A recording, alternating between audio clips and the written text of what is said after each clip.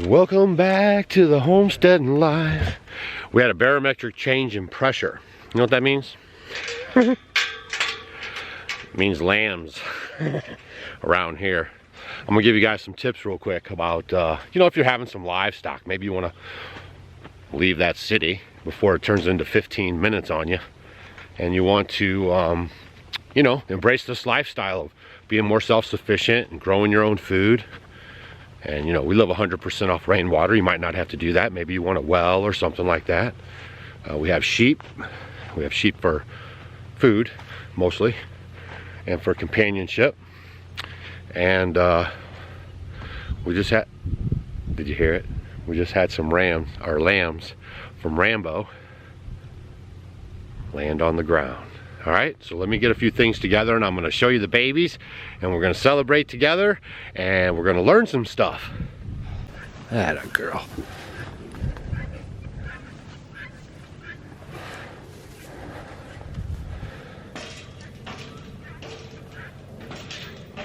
Hey, little babies. Hi. Oh my goodness. The Rambo bloodline continues. I'm so happy for this, you guys. Hi. Mom is doing really good. There she is right there. I mean, this just happened. You guys are live on the scene of the birth. And how are you feeling this morning, Mama you? Oh, your babies are so cute, Mama you. Yeah, okay, so one thing about sheep, I'm gonna teach you guys some stuff real quick.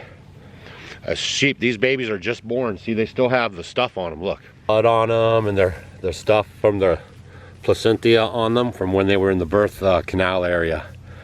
Oh, they're so cute. Hi. How are you?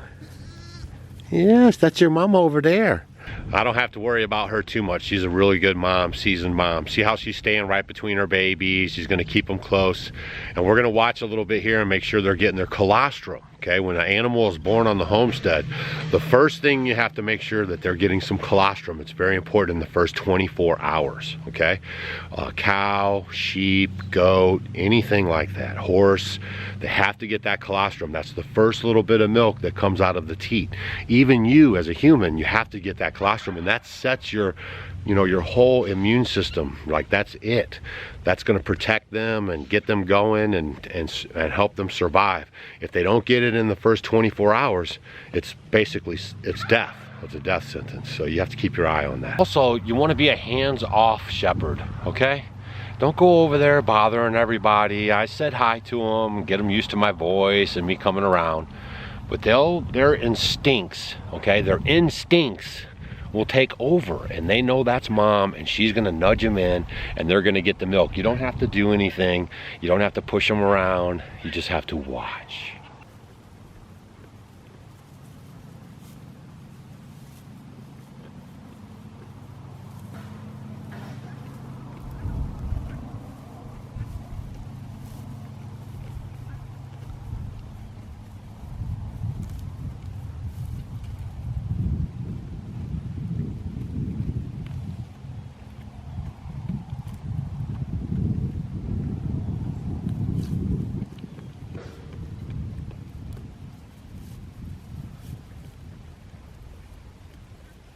Rambo, with these ewes, made some really nice genetics, and so these will be some really long-lasting ewes that can produce a lot of, you know, meat and sustenance for the homestead and provide a lot of enjoyment and, you know, all that stuff. All these ewes are going to live long, healthy lives. And Rambo, he was 13. So I love this part.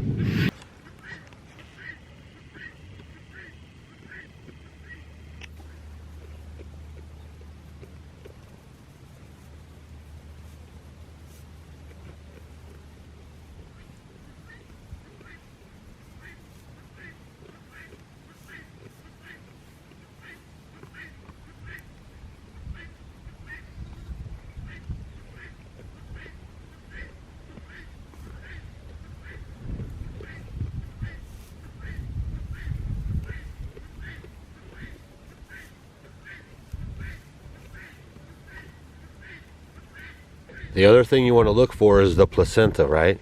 Because they're going to drop that. And you want to make sure that that comes out, because if you don't, that could cause a problem for your ewe.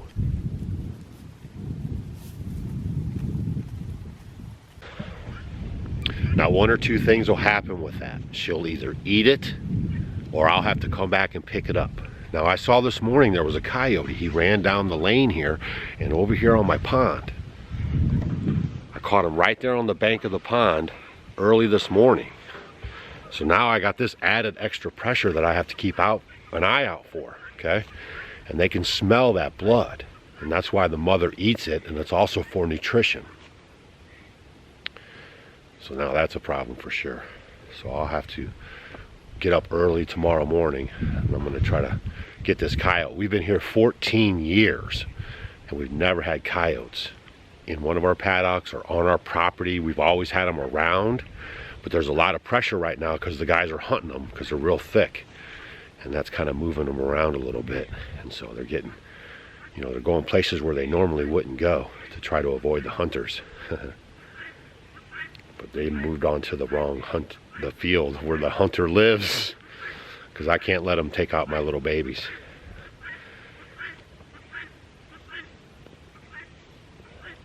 That's what we should be worried about as parents too. Is letting these crazy people take out our kids, mess with their heads. No, shh. You can see the umbilical cords right there. There's that one's umbilical cord. Some people dip those in iodine. You know, some people mess with them. All the years I've been raising sheep, I don't do anything, right? Because it's God's design that that happens that way. So I don't need to really interfere with that, right? It dries up, it gets real hard, and it just falls off. Never causes a problem. Smokey's on the gate right there. He's kind of upset because I didn't give him a flake of hay when I fed those girls just now. So we're gonna keep an eye on those baby lambs. I'm glad I could share that with you guys. There's certain parts of this homesteading I was trying to explain to somebody that, you know, when you live this lifestyle, you receive certain blessings that we would have never received if we would have lived, you know, back in the city where we used to live. And I know you might be on the other side of this camera and watching on your mobile device or whatever, and you're thinking, man, can I do it? Or it's very expensive. And all these other things in your head are going around, and it's not expensive. Stacy and I, this is probably the least expensive we've ever lived as adults. We bought our property, we paid cash, and then we built our house. We pulled the logs out of the forest, we milled them, I built it. Hold on a second, I'm gonna set you on this pedestal here. Yeah, that little log cabin right there, we built that all by ourselves with no experience. I'd never built anything before. So that should give you some hope right there. I just helped my uncle and, you know, just little bitty stuff, but never a full-on project like that. I stayed up here for 90 days and I built that while I slept in a tent. And you guys can do this stuff too. You can live this life. And it is so rewarding.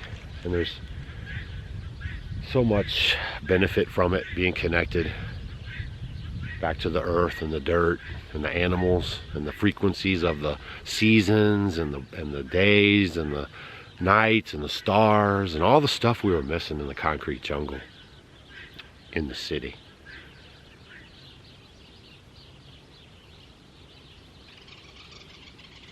We just got to keep an eye on them, make sure they get that milk and colostrum and they're looking good. I've done some videos in the past about it. You want to watch their ears. If their ears start to droop, any kind of little drooping of the ears, that's a bad sign. You want to make sure their ears are staying, you saw it in the pictures, make sure their ears are staying real pointy. You just have to keep an eye out for them. Those babies right there, they're probably an hour, 2 hours old. Mama's eating some good food right now. That's alfalfa hay. The reason why we feed alfalfa hay is it helps produce more milk. So that will help you out too if you have cows or goats. Just make sure you do your homework on the animal that you have. And if it can have alfalfa, you know. This video is strictly for entertainment purposes only. All right, you guys.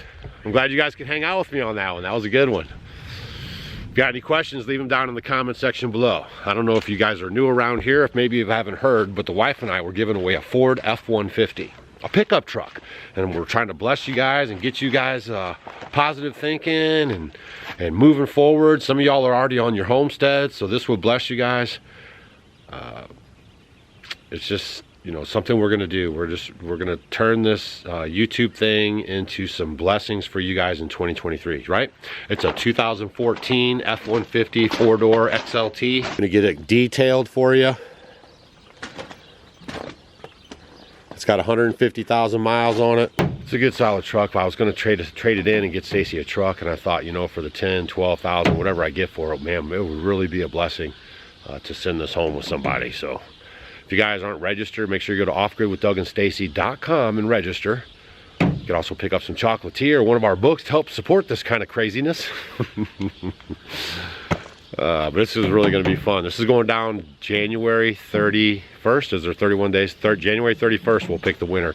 And I've been slowly figuring out how I'm going to pick a winner. It's going to be pretty fun stuff. We're going to get a bunch of y'all together in a basket and then draw one person. And we're still figuring all that out, but it's happening. All right, thanks for stopping by the homestead, and we'll see you guys on the next video.